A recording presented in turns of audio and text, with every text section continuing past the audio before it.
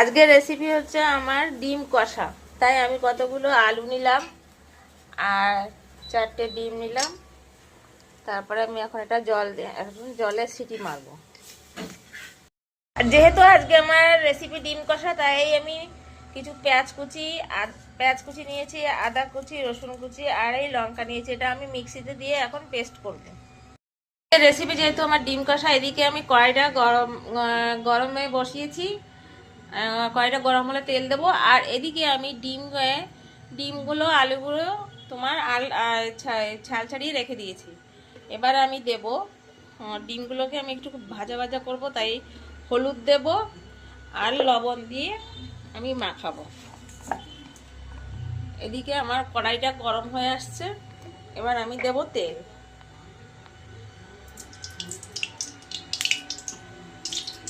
ডিমটা ভাজা হয়ে গেছে। এবার আমি এই মিক্সিতে যে মশলাগুলো করে রেখেছিলাম, সেই মশলাগুলো এখন আমি তেলে ভাজবো। গরম হয়ে গেছে, এখন আমি মশলাটা কষাবো।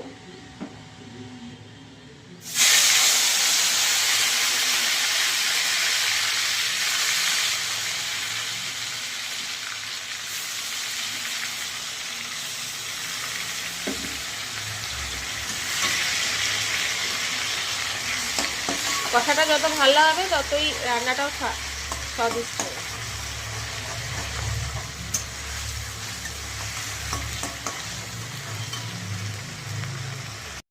কষা হয়ে গেছে, এখন আমি আলু ডিম দিয়ে একটুখানি নাড়িয়ে চাড়িয়ে জল দিয়ে দেবো।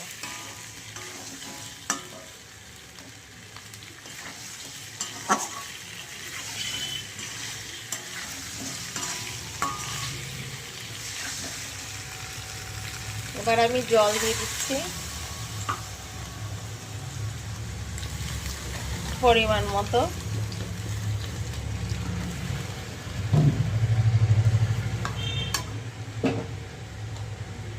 লবণ দিচ্ছি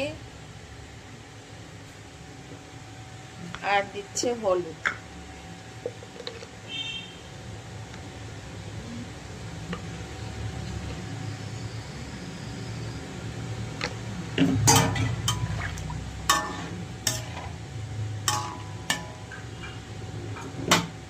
এবার আমি ঢাকা দিয়ে দিলাম, কিছুক্ষণ বাদে নামাবো।